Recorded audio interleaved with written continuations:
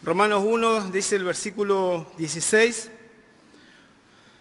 porque no me avergüenzo del Evangelio, porque es poder de Dios para salvación a todo aquel que cree, al judío primeramente y también al griego. Porque en el Evangelio la justicia de Dios se revela por fe y para fe, como está escrito, mas el justo por la fe vivirá. Seguimos desarrollando el libro de Romanos. En los pasajes, en los versículos anteriores vimos por el mensaje de el corazón de Pablo, un hombre que amaba a la iglesia y cómo él oraba por estos hermanos sin conocerlos. Hoy vamos a ver el corazón del Evangelio.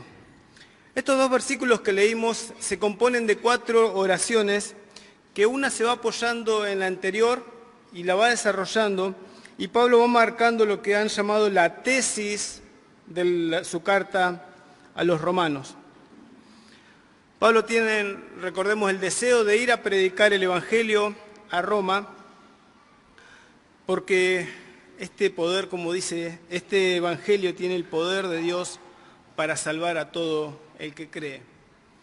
Pablo deja en claro que el Evangelio no se limita simplemente a un llamado, a palabras, sino que es la obra de gracia que Dios quiere hacer en cada uno de nosotros. Dios obrando a través de la obra de su Hijo Jesucristo en la cruz del Calvario y en la resurrección de entre los muertos. El Evangelio, como se dice desde este púlpito, no es un sistema filosófico o un sistema religioso, sino que es la manifestación del poder de Dios para salvación de las personas, para todos los que creen. El Evangelio nos muestra, Pablo lo va a desarrollar en estos versículos, cómo un Dios santo y justo puede recibir y perdonar a pecadores como nosotros, sin dejar de ser santo y justo. Pablo dice que en el Evangelio se manifiesta la justicia de Dios y se recibe por fe. En esta primera oración de Pablo dice, no me avergüenzo del Evangelio. Tim Keller, un autor de varios libros, que los hombres estuvimos viendo Jueces para ti el año pasado, él escribió también el libro Romanos para ti, y él dice que esta palabra avergonzar también puede traducirse como sentirse ofendido. Y tanto la vergüenza como la ofensa son emociones que nacen a través de un juicio realizado. Entonces, ¿pero por qué ofende el Evangelio? Y bueno, el Evangelio, al decirnos que nuestra salvación es gratuita e inmerecida, nos puede insultar. El Evangelio nos dice que somos espiritualmente muertos, que somos fracasados espirituales, que no podemos hacer nada por nuestra cuenta para poder acercarnos a Dios. Y esto nos ofende. El Evangelio dice que nuestra salvación solamente se tiene que recibir como regalo y no como un mérito nuestro. Esto ofende a la gente moralista y a la gente religiosa que piensa que por su moral, por sus buenas obras, tiene ventajas sobre otros que son menos morales y religiosos. El Evangelio también nos ofende al escuchar que Jesús murió por nosotros, porque el Evangelio nos dice qué tan malos somos. No nos vemos tan malos, pero el Evangelio nos dice que sí, que hay maldad en nosotros, que somos malvados y que fue necesaria la muerte del Hijo de Dios para que podamos salvarnos. El justo por los injustos. El Evangelio nos dice que no hay bueno ni aún uno entre nosotros. Y esto ofende. Ofende a aquellos que creen que hay bondad en la naturaleza humana. A aquellos que se comparan unos con otros y dicen yo soy mejor que aquel. Dios me va a tener en cuenta porque no me comporto como aquel. La Biblia enseña que el único bueno es Dios. El Evangelio, al decirnos también que esto de tratar de ser buenos y espirituales no nos alcanza. Hay muchos que tienen ese pensamiento de que por ser agradables se pueden acercar a Dios, de que yo quiero buscar a Dios a mi manera. ¿Lo han escuchado esa frase? Muy común, suena muy bonita, yo voy a buscar a Dios a mi manera. Y no, el Evangelio ofende a esas personas, porque el Evangelio enseña que hay solamente una forma de acercarnos a Dios. Hay un mediador entre Dios y los hombres, y este es Jesucristo, su Hijo, que es a través del arrepentimiento y el perdón de pecados que Dios puede recibirnos. Jesús es el camino, la verdad y la vida. Todo esto a partir de la guía que dice la palabra de Dios. No son pensamientos humanos, es la voz de Dios que tenemos en este libro que es la Biblia. El Evangelio también puede ofender, porque la Biblia, el Evangelio enseña que la salvación llegó a través del sacrificio y el servicio de Cristo. Para los romanos le hubiera gustado una conquista, ese era el pensamiento que ellos tenían como favorito. Para los griegos era la sabiduría, así que ellos hubieran escuchado o hubieran recibido un evangelio que hablaba de cómo llegar a Dios a través de la sabiduría. Pero no, el Evangelio nos muestra que nosotros, si queremos seguir a Cristo, es una vida de sacrificio, de negarnos a nosotros mismos y de servirle a Él. Y esto ofende a aquellos que creen que la salvación conlleva una vida fácil y cómoda. Así que el Evangelio no solamente ofende nuestro orgullo, nuestra forma de pensar, sino que también podía provocar vergüenza en la época de Pablo, pero aún en nuestros días también. Tenemos que recordar que esta carta de los romanos fue escrita a una iglesia en la capital del imperio, a una iglesia que no conocía a Pablo, y tenemos que ponernos en la situación de estos hermanos. Imagínense escuchar el Evangelio por primera vez, un romano, que la salvación viene a través de un judío, siendo que ellos odiaban a los judíos. Un judío que era carpintero, que era pobre. Y no solamente que era judío, sino que ese judío era odiado por los otros judíos. Y que por eso terminó siendo crucificado. La verdad que debió ser chocante para un romano escuchar el Evangelio. Un ciudadano romano nunca iba a ser crucificado. A pesar de lo que haga, nunca iba a ser crucificado porque ellos consideraban como una muerte indigna y vergonzosa para un ciudadano romano. Ellos sabían que el crucificado había sido condenado por sedición, es decir, que estaba en contra de la autoridad, en contra de Roma, en contra del orden público y de la disciplina militar. Hay un grafito muy famoso, escrito en griego, que se encontró en uno de los muros en el Monte Palatino en Roma, donde el autor de este grafiti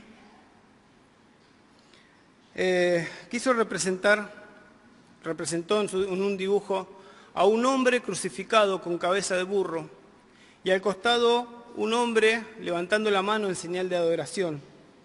Y tiene una inscripción en griego que dice: Alexámenos adora a su Dios. Data del siglo I después de Cristo y se cree que es la burla a Cristo, pero también a los cristianos, la burla más antigua. Y así es como veían a los cristianos, y así es como ellos recibían el Evangelio. Los que predicamos el Evangelio sabemos que anunciamos un mensaje en este mundo, que para este mundo es locura y es ridículo. Les voy a leer en 1 Corintios capítulo 1, versículo 18 al 24. Se los voy a leer en la versión NTV. Ya estamos con otras versiones, Marcia, así que vamos a seguir con otras versiones. Dice, tomo agua.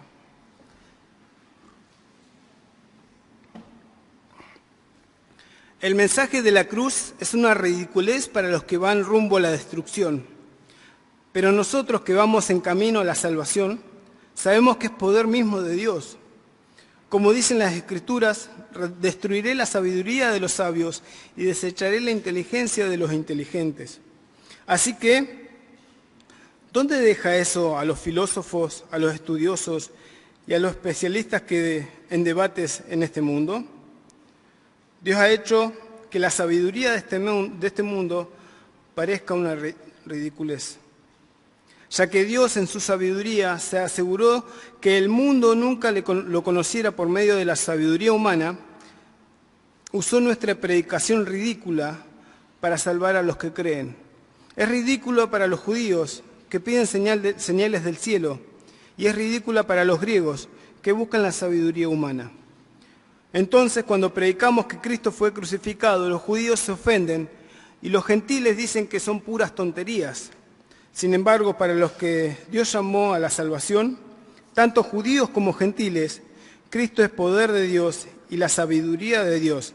Ese plan ridículo de Dios es más sabio que el más sabio de los planes humanos, y la debilidad de Dios es más fuerte que la mayor fuerza humana. Proclamar este evangelio de la cruz puede traer confrontación, puede traer dificultades, puede traer también persecución, y que ser odiados y despreciados por esta sociedad que vive de acuerdo a los valores de este mundo. Por eso tenemos que tener esta actitud que decía Pablo: no me ofende el evangelio, no me avergüenza, porque yo sé que es poder de Dios para alcanzar la salvación. Y tenemos que tener eso presente en nuestra vida para poder anunciar con valor el evangelio a aquellos que se están perdiendo, que van a una condenación eterna. ¿Por qué no se avergüenza Pablo del evangelio? Porque es poder de Dios. A Pablo le gusta contrastar las palabras con el poder de Dios. 1 Corintios 4:20, se los leo nomás, dice: porque el reino de Dios no consiste en palabras, sino en poder.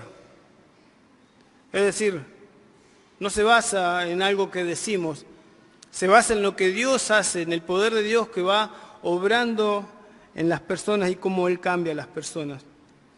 Pablo dice que el evangelio no es un concepto de filosofía. El evangelio se une las palabras y el poder de Dios. En el mensaje que Dios ofrece en el evangelio, habla de lo que Él hace, de lo que Él hizo, de lo que Él hace y Él hará en y por nosotros. No dice que da poder, dice que dice que es poder. Porque en el evangelio es la voz de Dios hablando. Es Dios mismo hablando a través del evangelio. Por eso Pablo dice: así que somos embajadores en nombre de Cristo, como si Dios rogase o llamase, otra traducción, por medio de nosotros. Cuando se predica el evangelio, es la voz de Dios hablando y llamando a pecadores al arrepentimiento. Por eso el evangelio es poder. La palabra poder, que se traduce acá como poder, tiene la raíz de la cual surgen dos palabras en el castellano que son dinamita y dínamo. A algunos les gusta usar estas palabras, algunos usan la palabra dinamita en cuanto al evangelio, por ese poder y esa fuerza implacable que tiene y cómo puede transformar algo que nunca más va a volver a ser igual. A otros les gusta la palabra dínamo porque es un poder constante el que Dios va obrando en nosotros, y así es el evangelio, es la manifestación del poder actuante de Dios en nosotros. ¿Qué hace este poder? Es el poder de Dios para salvación. Ese es el propósito del evangelio: salvar. No es un poder reformador, es un poder salvador. Hemos experimentado lo que el evangelio puede hacer en nuestras vidas, y eso es lo que podemos compartir con los que no tienen a Cristo. Cómo el poder de Dios transforma radicalmente a una persona. Siendo un pecador que se perdía en el infierno, ahora pasa a ser hijo de Dios, como escuchábamos en la cena, adoptados por Dios. cómo el Evangelio puede transformar mentes, corazones, y nuestra cosmovisión de cómo entendemos todas las cosas lo cambia el Evangelio. Pero el Evangelio es poder porque puede hacer algo que ningún poder humano puede hacer, y es salvarnos, reconciliarnos con Dios. ¿De qué nos salva? Le pregunté a un adolescente hace poco. ¿De qué nos salva el Evangelio? Parece una pregunta obvia, pero hay que también enseñarla. Hendriksen, un escritor cristiano, dice que en los escritos de Pablo significa rescatar a las personas de la consecuencia del pecado. La salvación de la cual Pablo estaba escribiendo habla de salvarnos de la consecuencia del pecado, que son la culpa, la esclavitud del pecado y de la condenación eterna. Porque el pecado nos hizo enemigos de Dios, nos apartó de Dios, nos dejó bajo la ira de Dios, bajo el juicio de Dios, y íbamos a recibir el castigo que merecíamos, la condenación eterna, la muerte eterna. Pero el Evangelio es poder de Dios para darnos salvación y cambiar toda nuestra vida, y ahora podemos estar en un estado de justicia y de santidad que nosotros no podíamos lograr. Lo hizo Dios. Él nos puso en ese estado que tenemos ahora de justicia y de santidad, de ser libres del pecado, de poder disfrutar una comunión con Dios. Podemos acercarnos a Dios no porque somos buenos, no por nuestras obras, sino por la misericordia y la gracia de Dios. Poder disfrutar de su amor y de la vida eterna. Dice Hendriksen, ser salvo significa entonces quedar emancipados del mal más grande y ser puestos en posesión del bien más grande. Él dice, las bendiciones prometidas pertenecen al pasado, al presente y al futuro sin fin. La justificación, la santificación, la glorificación, todas estas están incluidas. El estado de salvación es opuesto al estado de perecer o de estar perdido. Esa es la salvación que el Señor nos ofrece. ¿Qué alcance tiene esta salvación? Dice Pablo, a todo aquel que cree. Hay un alcance universal para todo aquel que cree. Todo lo que se requiere para obtener esta salvación es fe, es convicción. Creer y fe son palabras muy claves que Pablo usa en el libro de Romanos, y creer significa confiar plenamente en Dios. Dios es el que justifica al impío. Dios es el que otorga ese estado de declarar a alguien pecador justo, pero lo hace a través de la obra de Cristo en la cruz del Calvario y en la resurrección de los muertos. Ese es el Evangelio que predicamos.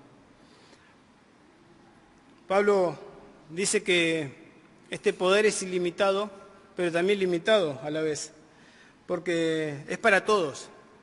El Evangelio se extendió hacia los judíos en primer lugar, a través de Jesús, pero también alcanzó a los gentiles, y entonces este Evangelio es para todos ellos. Pero aún así es limitado porque dice que es para todos los que creen. Lamentablemente muchos que desprecian la obra de Cristo, desprecian esa obra de salvación que Cristo hizo en su favor y recibirán las consecuencias de su pecado. El versículo 17 fue un versículo clave porque en el Evangelio la justicia de Dios se revela por fe y para fe. Este versículo fue clave para la Reforma Protestante, porque un monje alemán llamado Martín Lutero entendió correctamente lo que enseñaba la palabra de Dios en este versículo e inició la revolución en una religión vacía. Lutero, cuando leía este versículo, leía la justicia de Dios se revela. Él entendía que Dios exigía su justicia. Y entonces Lutero entendía que no podía alcanzar esa justicia de Dios. Era inalcanzable para nosotros. Ninguno puede alcanzarla y cumplir los estándares de la justicia y la santidad de Dios. Lutero era atormentado por su pecado y lo veía a Dios como un Dios tirano. ¿Cómo un Dios me va a mostrar que la salvación es por obras? Porque eso se enseñaba en la iglesia. Me va a mostrar cómo puedo salvarme, pero no puedo hacerlo. Él era consciente de su pecado y que no podía llegar a esa justicia. Pero fue hasta que el Espíritu Santo le reveló que en el Evangelio, esta justicia de Dios, cuando este versículo habla de que en el Evangelio la justicia de Dios se revela por fe, es Dios quien otorga la justicia, no la exige. Dios en el Evangelio otorga, quiere entregar la justicia, esa justicia que no podemos alcanzar. Este es el corazón del Evangelio. Dios nos justifica por gracia, como un regalo, y nosotros debemos recibirlo por medio de la fe. La fe nos hace alcanzar ese regalo precioso que Dios nos ofrece. Muchos lo llamaron el glorioso intercambio, esto de recibir la justicia de Dios.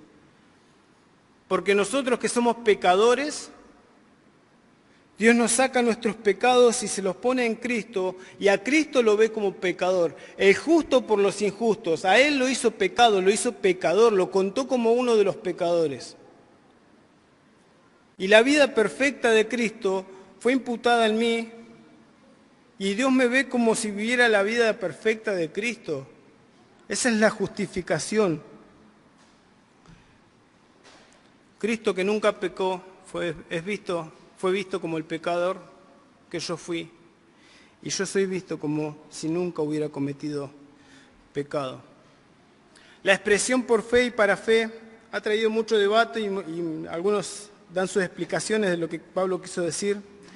Algunos dicen que está hablando del origen de la fe, que dice que nace de la fe, de la fidelidad de Dios, y alcanza a la fe de los hombres, ¿sí?, que la reciben. Otros la entendieron como la propagación de la fe, ¿sí?, a través de la evangelización, que un creyente va recibiendo fe y alcanza a otro.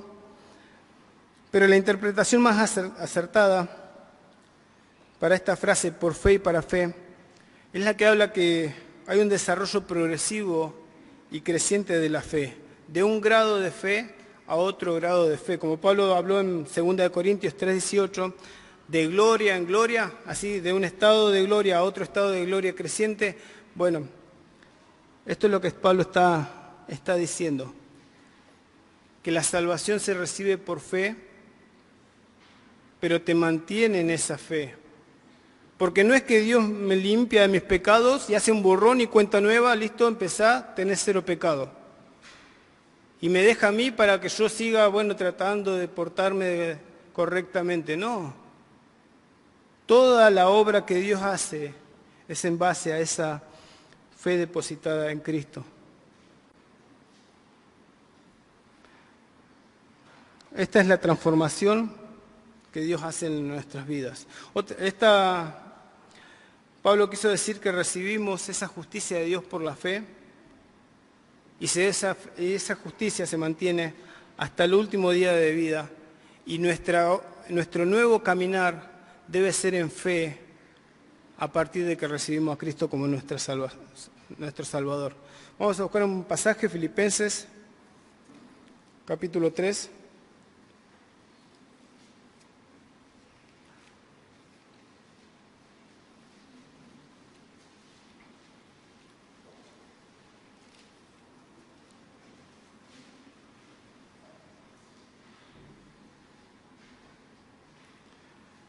Pablo dice, y ciertamente aún estimo todas las cosas como pérdida por la excelencia del conocimiento de Cristo Jesús, mi Señor, por amor del cual lo he perdido todo y lo tengo por basura para ganar a Cristo y ser hallado en Él, no teniendo mi propia justicia, que es por la ley, sino la que es por la fe de Cristo, la justicia que viene de Dios por la fe.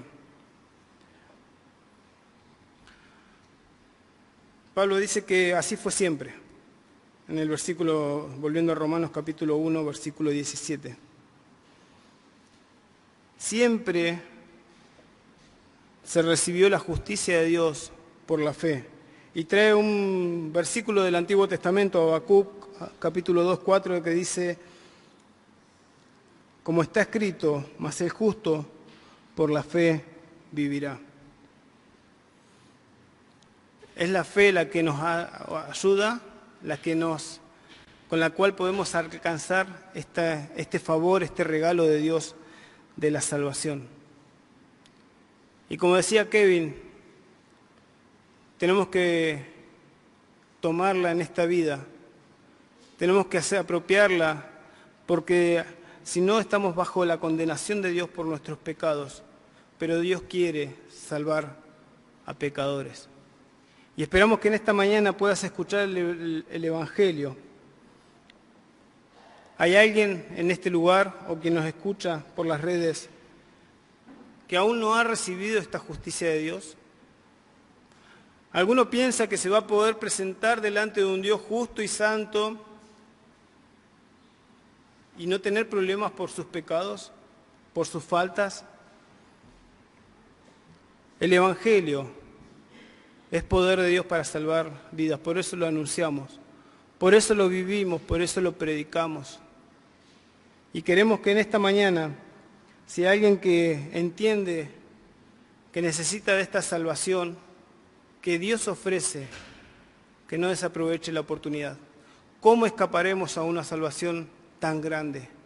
¿Cómo vas a despreciar esta salvación tan grande que te ofrece Dios hoy? El Evangelio es claro en decirnos que no podemos salvarnos, no podemos llegar a la perfección, no hay nada en nosotros que haga que pueda borrar alguno de nuestros pecados. El Evangelio dice que nuestras obras de justicia son como trapos de inmundicia delante de Dios. Todo lo bueno que queremos hacer para agradar a Dios son como trapos de inmundicia, así los recibe Dios. ¿Te podés presentar con eso delante de Dios? Dios quiere darte su justicia a través de Cristo y se recibe por fe, creyendo en esa obra redentora de Cristo, en su muerte y resurrección. ¿Querés recibirla hoy? Es lo que te animamos. Es Dios llamando a tu vida para que te entregues a Cristo y creas en su obra. Pero también pensaba cómo habla para nosotros los hijos de Dios. De fe y por fe nos enseña a vivir, a tener vidas de fe. Y que en este año 2026, que apenas comenzó, podamos ver cómo Dios va transformando nuestras vidas, nuestro carácter, y que nuestras decisiones realmente sean tomadas por fe, confiando realmente en el Señor. Este es un ejercicio que vamos a hacer toda la vida, de ir confiando siempre a cada paso, en cada instante, en cada etapa de nuestra vida, confiar solamente en Dios. Nada más, que el Señor les bendiga. Y si alguno tiene preguntas, puede preguntar a cualquiera de nosotros para poder aclarar cualquier duda. Que el Señor les bendiga.